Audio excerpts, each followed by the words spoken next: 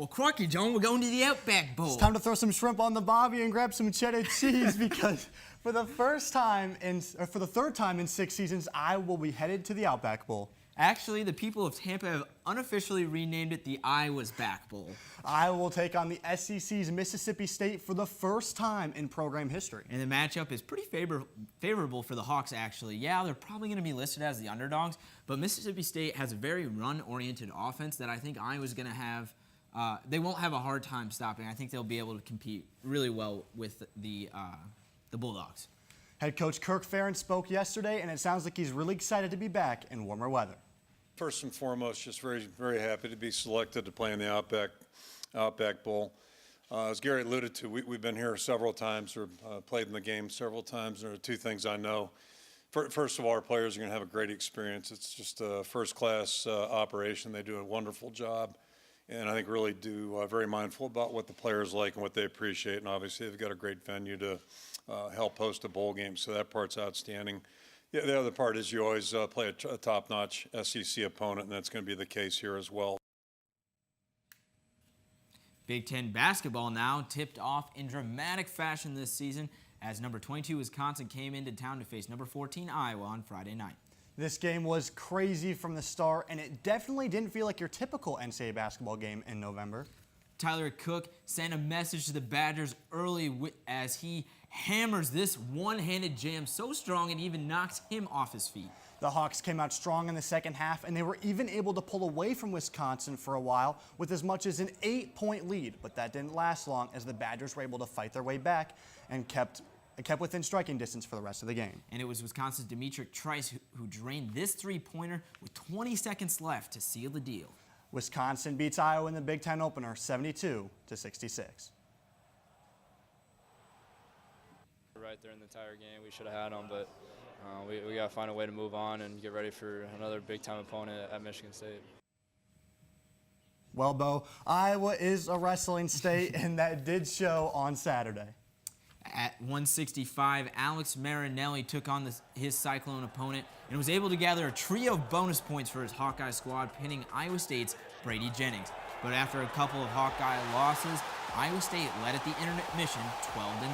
However, when we came out of the break, Jacob Warner was able to score in the final seconds with a reversal on 5th-ranked Willie Meekless in his Hawkeye debut. But then Sam Stoll made his return to Carver and beat Cyclone Gannon Gremmel. After that, a Spencer Lee major put the Hawks up by 4. Austin DeSanto, the last match of the day, he had one job: don't get pinned. But as you can see, Iowa State was looking for blood, and DeSanto was put on his back for the last 20 seconds, but kicked out to save the meet for the Hawks, and they won it 19-18. Now, I've never been too big on wrestling, but after that meet, there's nothing like it. No, that's one of the craziest things I've ever seen in Carver. And there was a bit of a movie-like moment right before the heavyweight bout. Iowa had absolutely no intentions of wrestling Sam Stoll, but the backup at the heavyweight class, Aaron Costello, you can see him there in the tunnel there. He's about to run out onto the mat. This is his walk-up music playing. Then you can see him stops, turns around, and Stoll tells him not to go out. They cut Costello's music and start playing Stoll's signature Imperial March. And Carver Hawkeye Arena went absolutely nuts. Stoll, ranked number 1 in the country, hasn't wrestled yet this year because of a knee injury he sustained during the offseason. Head coach Tom Brand stopped him right before he walked out onto the mat and said, "No, you're not going. I don't like this." Stoll said to Brands, "I'm a senior. It's my last state week. It's my last run." Coach Brands fired off another "I don't like this," then slapped Stoll right in the kisser and sent him onto the mat. I mean, yeah, I had no intentions on going, and,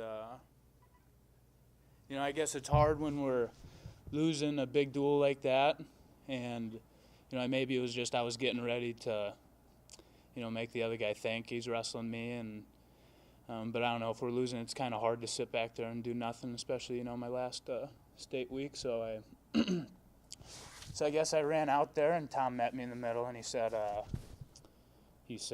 don't want this, you're not going." And I said, "It's my last one, I'm going," and gave me a good slap in the face, and I went, so. Nobody invited Sam Stoll in here, and I want to tell you that I was going to bring him up here with me because he made the call. He's a senior. He said it's his last time in the dual meet like this, and he made the call. And I wasn't going to let him go. And he explained it to me that it's his last time. And he explained it to me that he wanted to go. And I popped him in the mouth. And he went. And that's not a shot at Costello. I know he can do the job. But it's a tribute to Sam Stoll and what this meant to him. And this was not about his individual glory. This was about a team effort. So how we won that dual meet, you got to give a lot of credit to Sam Stoll. He doesn't like to bask in the media. As a matter of fact, I would say that he probably shies away from the media. He's not a typical guy. And I give him full credit. And the University of Iowa and Hawkeye wrestling fans, they don't know that story, and that's why I had to invite him in here, because they don't know that story. They think that he weighed in and he was ready to go the whole time, and that was the whole deal. It was not the deal. It was not the deal. So, Hawkeye fans, looking at cameras here, that's your boy, Sam Stoll. That's it for us in the sports studio. Dylan and Sydney, back to you.